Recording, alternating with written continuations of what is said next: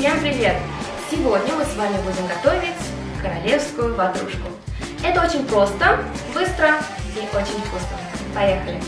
Для приготовления королевской ватрушки нам необходимо 2 пачки творога, 2 яйца, 3/4 стакана сахара. Тесто 2 стакана муки, немножко соды, пачка маргарина.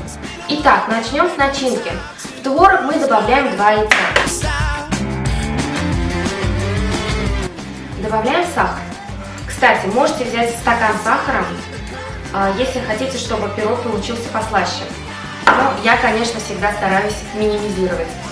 Перемешиваем все ингредиенты. Перемешиваем до той степени, пока у нас не попадут комочки.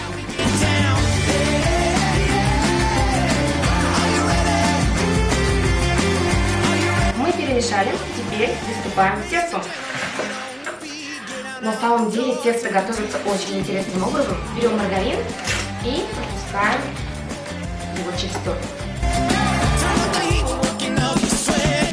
Чем холоднее маргарин, чем он жестче, тем лучше. Поэтому не вытаскивайте из холодильника заранее, чтобы не подтаяло.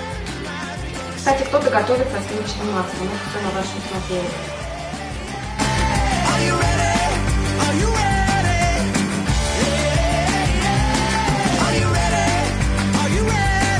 Наш маргарин готов. Мы пропустили его через терку. Сейчас нам нужно вот это содержимое выложить в нашу миску. Аккуратненько, чтобы желательно у нас кусочки не слипались.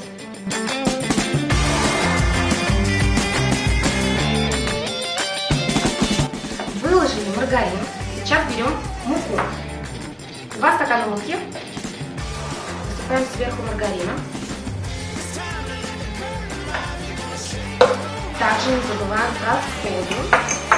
Ну, примерно, я думаю, половину чайной ложки. Достаточно. И сейчас все это мы перемешиваем, пока у нас не образуются маленькие комочки.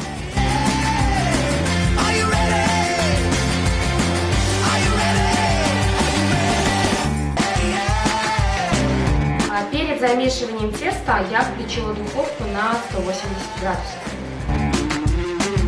На обмазанную маслом форму начинаем выкладывать половину вот этого нашего теста. Выкладываем равномерно движением. После того, как мы выложили тесто вот таким образом, начинаем накладывать начинку. По мере того, как у нас растекается начинка, можно немножко добавлять по краям теста, чтобы края не остались открытыми. Поэтому нужно выкладывать начинку таким образом, постепенно.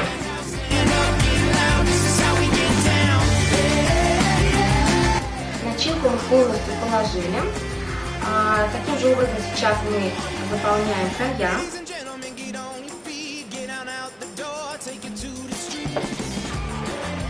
И, конечно же, посыпаем сверху.